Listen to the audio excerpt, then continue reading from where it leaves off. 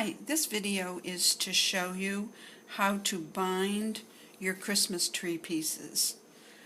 Now your Christmas tree does not have square corners, so binding a non-square corner is a little bit different. Pin the binding, the beginning of your binding, to the center of the bottom of one of your Christmas tree pieces. Now this is going to be the outside. I'll start sewing very close to the corner, and I'll sew to 1/4 inch before the corner, so that's about right. Then I'm going to take this out of the machine just a little way. I am going to fold the binding out so that the binding has a direct line with the next side that I'm going to be binding. Fold it back, and notice how this fold right here is not even with this side.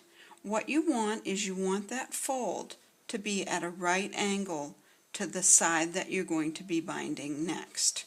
I'm going to pull it down just a little bit so you can see that right angle right here. Then you're going to turn your Christmas tree piece and bind this edge. Now the next corner is going to be a little bit different because it is so pointed.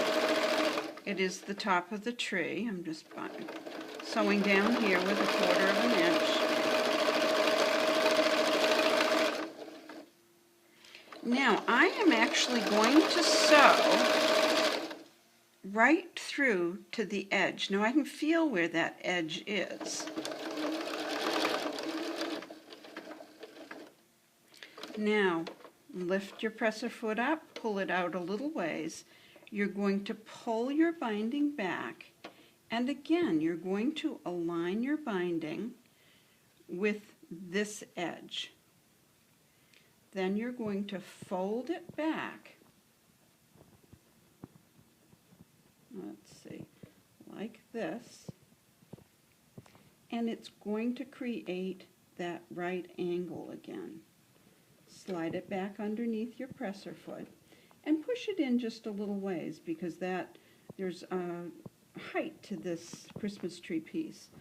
So then you will start to sew. I'm going to clip the thread right here and continue to sew. Do the next corner the same way, and then this is what your binding will look like. I'm going to remove this from the sewing machine.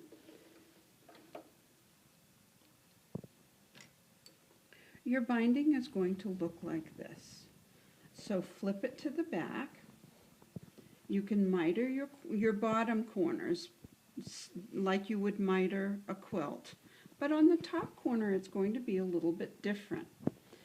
Fold fold one side of the binding way over so that it's tucked in that other edge. Then fold that edge back. Now this corner, the miter is actually going to be running down this side of the top. Now the next step is you're going to pin your binding on the wrong side. See how I've mitered that top corner? I've mitered the 2 bottom corners. And now also notice how my pins are sticking out. Now I am going to stitch in the ditch to set that binding. As I stitch, I'm going to be easily able to pull these pins out because of the way that they are facing. Once you have that done, the front will look like this, and the inside will look like this. The reason that I use a 2.5 inch binding is so that you will catch this edge as you are stitching in the ditch from the front. The next step is to sew your pieces together. Now you can just lay one on top of the other and top stitch, but I like to hand stitch and I hand stitch these pieces together in the very center of the binding, similar to a very old-fashioned technique of sewing your potholder quilts together. Potholder quilts were squares of fabric bound all the way around the outside and then hand stitched together right in the center of the binding. So I am going to place, now I've already sewn this edge right here, and I'm going to sew the third edge. So I like to use the clover clips because this is so thick.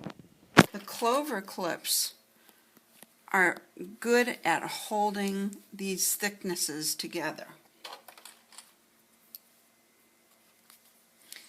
Now, what I'm going to do, if you can see this, I'm going to put my needle in, and I'm going to go about 1/4 of an inch, and then I'm going to come back straight through to that front piece.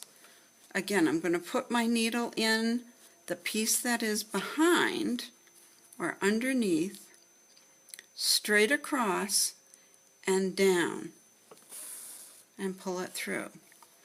Put my needle in straight across about 1/4 of an inch, and then down through the piece that's on top. I'm going to pull my thread tight so that you don't see it. And I'm just stitching through the fabric. So again, across, over about 1/4 of an inch, and down. Now, once you have these 3 pieces sewn together, it's going to look like this. Before you sew that last piece and shore up the top, you're going to want to decorate it.